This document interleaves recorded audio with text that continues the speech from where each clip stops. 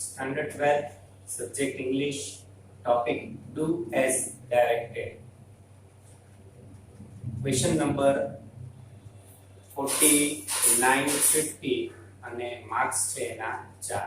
તો વિદ્યાર્થી મિત્રો આજે આપણે ઇંગ્લિશ ગ્રામર ની અંદર એનો પહેલો ટોપિક do as directed જેનો અર્થ થાય છે સૂચવ્યા મુજબ કરો એ શીખવા જઈ રહ્યા છીએ.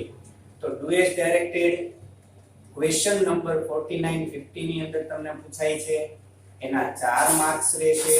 બબે માર્ક્સના બે પેરેગ્રાફ છે તમને પૂછવામાં આવશે. એક પેરેગ્રાફ છે એમાં તમારે ટેન્સ ચેન્જ કરવાનો હશે. એટલે કઈ રીતે? તો કે જે પેરેગ્રાફ આપ્યો છે એ સાદા વર્તમાન કાળમાં હોય તો તમારે એને સાદા ભૂતકાળમાં ફેરવવાનું. પણ ફિક્સ સાદા ભૂતકાળમાં ફેરવવાનું એમ નહીં, પણ તમને સ્ટાર્ટ લાઈક ધીસ એવું તમને નીચે આપેલું હશે. એ આપણે ધ્યાનપૂર્વક વાંચવાનું અને એના પરથી આપણે નિર્ણય કરવાનો કે આમાં સાદા ભૂતકાળમાં ફેરવવાનું છે, ચાલુ વર્તમાન કાળમાં ફેરવવાનું છે, ચાલુ પૂર્ણ વર્તમાન કાળમાં ફેરવવાનું છે. ટોટલ 8 ટેન્સ જે આપણે શીખી ચૂક્યા છીએ અગાઉના ધોરણોમાં, એના ઉપર આધારિત આ ટોપિક છે. એટલે આપણે સૌપ્રથમ લીધો છે. ટોપિક એવો છે કે જે તમે અગાઉના ધોરણમાં આના ઉપર ઘણું બધું ભણી ચૂક્યા છો, બરોબર? અને માર્ક્સ પણ એના 4 છે. એટલે એ રીતે પણ ખૂબ ઉપયોગી પોઈન્ટ છે do as directed, બરોબર? તો વિદ્યાર્થી મિત્રો જોઈએ આપણે સૌથી પહેલો પોઈન્ટ એની અંદર. તો પહેલો પેરેગ્રાફ એટલે કે પેરેગ્રાફ નંબર 3 થી મેં તમને સ્ટાર્ટ કર્યું છે. આનું મટીરીયલ ખાસ એક્સરસાઇઝ નું મટીરીયલ, કારણ કે ટેન્સ ઉપર આધારિત છે. ટેન્સ નું મટીરીયલ મેં ઓલરેડી સેન્ડ કરી દીધું છે, બરોબર? એ તમારે હવે પ્રિપેર કરવાનું રહ્યું. અને પછી આની એક્સરસાઇઝ નું મટીરીયલ છે એની પીડીએફ છે એ તમને હું WhatsApp છે એ કરી આપીશ. તો હવે આપણે જોઈએ કે Mrs. R.B. Butt served in this school since 2005. તો Mrs. R.B. Butt આ સ્કૂલની અંદર 2005 થી સેવા આપી રહ્યા 2005 થી સેવા આપતા હતા. She taught English here. તેણી અહીં ઇંગ્લિશ શીખવતા હતા. She drove the car swiftly. તેણી કાર ઝડપથી હંકારી ગયા. તો જુઓ હવે start like this. Mrs.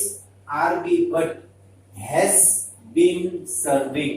તો વિદ્યાર્થી મિત્રો કરતા has been અને ક્રિયાપદનું ing વાળું રૂપ એવું કયા કાળની અંદર હોય છે? તો હું તમને જણાવી દઉં અત્યારે કે એવું ચાલુ પૂર્ણ વર્તમાન કાળની અંદર આવે છે. તમે ચાલુ પૂર્ણ વર્તમાન કાળ ટેન્સના ટેમ્પલેટની અંદર તમે જોશો તો તમને ખ્યાલ આવશે કે ચાલુ પૂર્ણ વર્તમાન કાળની રચના એટલે કે એના બંધારણની રચના આ મુજબ હોય છે કે કર્તા આવે, હેવેઝ આવે, બીન આવે અને V4 આવે. V4 એટલે કે ક્રિયાપદનું ing વાળું, બરોબર? તો અહીંયા એવી જ રચના છે. તો સ્ટાર્ટ લાઈક ધીસ ઉપરથી મને આઈડિયા આવી ગયો હવે કે ભાઈ આપેલો પેરેગ્રાફ છે એને મારે ચાલુ પૂર્ણ વર્તમાન કાળની અંદર ફેરવવાનો છે. તો ચાલો આપણે ચાલુ પૂર્ણ વર્તમાન કાળમાં એને ફેરવીએ. કેવી રીતે લખવાનું સ્ટાર્ટ કરવાનું છે? આન્સર 49 હોય તો 49, 50 હોય તો 50, બરોબર? પછી પેરેગ્રાફ પાડી અને લખવાની શરૂઆત. Mrs. R.B. Butt has been serving in this school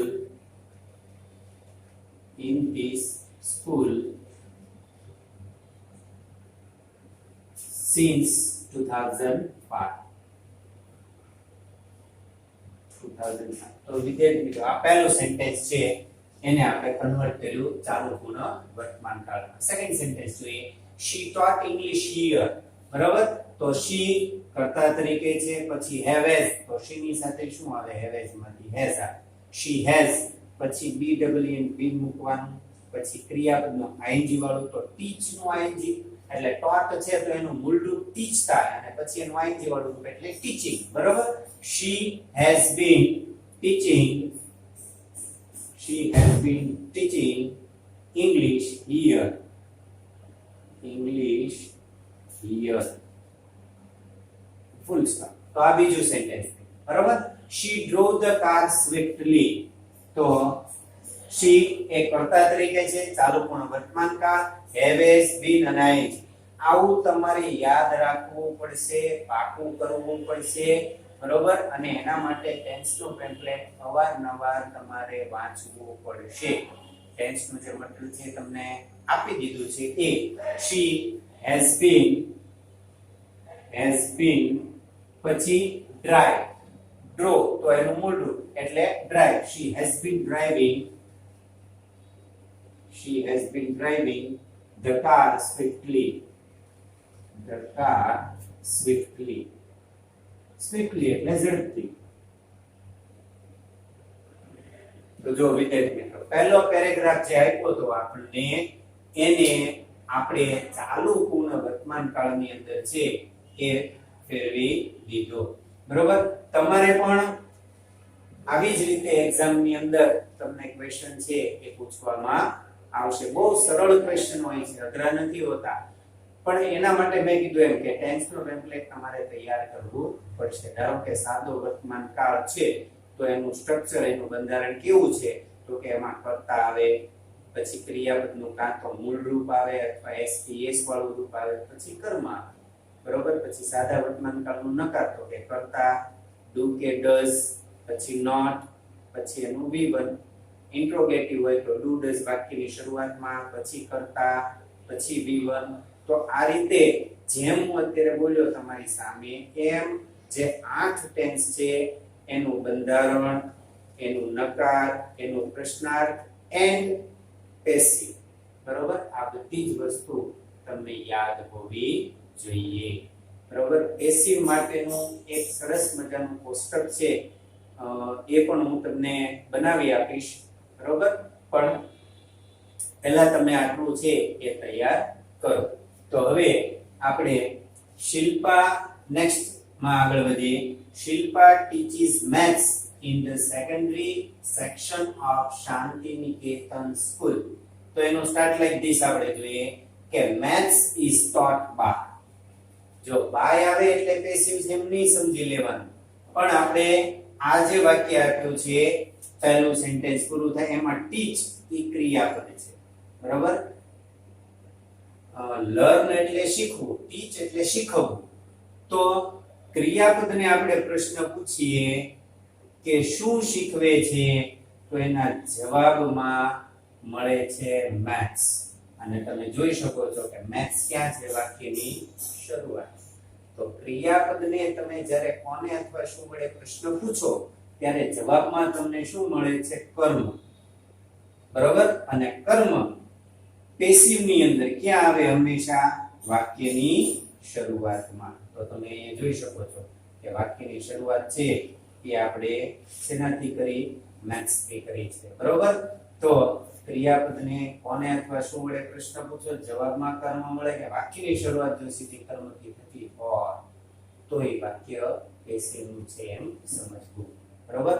તો maths is taught by Shilpa બરોબર. બાય પછી અન્ય શબ્દો છે એના સ્થાન બે જગ્યાએ છે. એક તો બાય ની તરત પહેલા આવે અથવા તો બાય પછી કર્તા મૂકવામાં આવે અને કર્તા પછી અન્ય શબ્દો છે એ મૂકવામાં આવે છે. આ ખાસ ધ્યાનમાં લેજો બરોબર. તો આ પેરેગ્રાફ પાડી આપણે લખવાની શરૂ કરીએ. એનો answer maths is taught by teach taught અહીંયા V3 મૂકવાનું છે by Shilpa in the secondary section of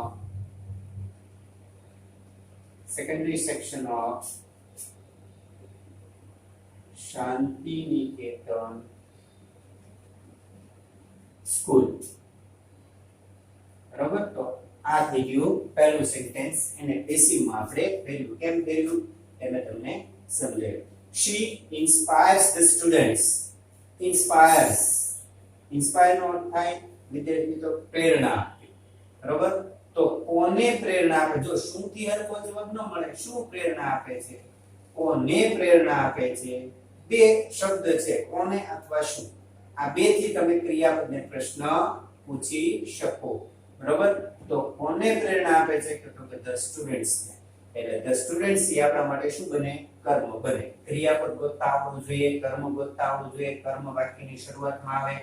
કાળ કયો છે, બરોબર? જો એક્ટિવ ઇન્ટુ પેસિવ માટે જરૂરી એવા પોઈન્ટ્સ હું તમને જણાવી દઉં તો સૌથી પહેલા ટેન્સ, કે આપેલ વાક્ય છે એ કયા કાળનું છે, બરોબર? પછી બીજું કામ શું કરવાનું? એમાંથી વર્ગ ગોતવાનો.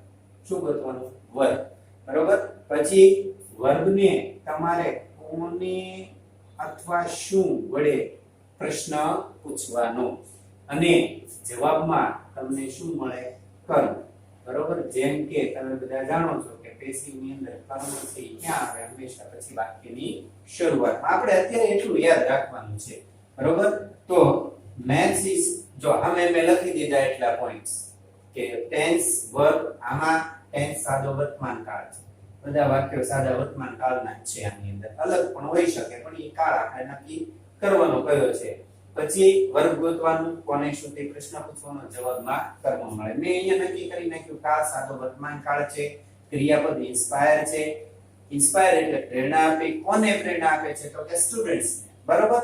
તો સ્ટુડન્ટ્સ ક્યાં આવશે? વાક્યની શરૂઆતમાં, બરોબર? તો અહીંયા હું લખું the students. કાળ સાદો વર્તમાન કાળ છે. સાદા વર્તમાન કાળનું પેસિવ એમ ઇઝ આર થી થાય છે. આટલું જ ખાલી યાદ રાખો. The students are V3 inspired. The students are inspired by her, અથવા to get. The students are inspired to get, બે રીતે લખી શકાય, to get good marks, to get good marks in maths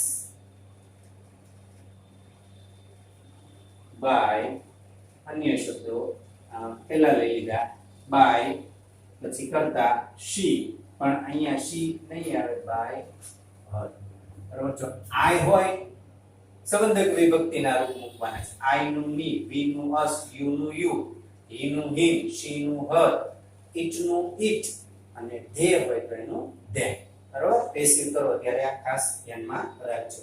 હવે તો the students are inspired to get good marks in maths by her. The staff appreciates her teaching method. તો વિદ્યાર્થી મિત્રો appreciate અહીંયાની અંદર વર્બ છે. એપ્રિશિએટ નો અર્થ થાય પ્રશંસા કરવી. તો કોની પ્રશંસા કરે છે તો કે her teaching method. તેણીની ટીચિંગ મેથડ, ઈ આખો શબ્દ ઈ કર્મ તરીકે લેવામાં આવશે. તો her teaching method, કાળ સાદો વર્તમાન કાળ છે. her teaching method, her teaching method is appreciated, her teaching method is appreciated by the staff, જો તો આ રીતે આપણે આ જે સ્ટાર્ટ લાઈક ધીસ છે એ શેમાં આપ્યું હતું? એક પેસિવ માં આપેલું. તો આખો પેરેગ્રાફ ને આપણે પેસિવ ની અંદર કન્વર્ટ કરી દીધો. મેં બે પેરેગ્રાફ એવા લીધા છે અલગ અલગ કે જેમાં એકમાં ટેન્સ ચેન્જ કરવાનો હતો, એકમાં એક્ટિવ ઇન્ટુ પેસિવ કરવાનો, બરાબર? બંને અલગ અલગ પેરેગ્રાફ છે એ મેં લઈ અને એનો પેસિવ કેવી રીતે થાય, આનો ટેન્સ કેવી રીતે ચેન્જ થાય એના વિશે વિદ્યાર્થી મિત્રો આજે તમને સમજાવ્યું છે. અને આની સાથે તમને એક પીડીએફ છે એ પણ મોકલી આપવામાં આવશે. આ ખાસ આ વિડિયોનો પછી આજે મેં લેક્ચર આજે તમને લીધો છે એમાં જે કંઈ સમજાવ્યું છે એનો ધ્યાનપૂર્વક અભ્યાસ કરજો. અને જે પીડીએફ મોકલી આપું છું આ તો લખવાનું જ છે ઇંગ્લિશ ગ્રામરની ફેરબુકમાં, પ્લસ જે પીડીએફ માં આપ્યું છે એ પણ તમારે હોમવર્ક છે કરવાનું છે. એમાં માત્ર ક્વેશ્ચન છે એટલે પેલા રફમાં લખવા પ્રયત્ન કરજો, બરોબર? પછી એના આન્સરો છે એ તમને મોકલી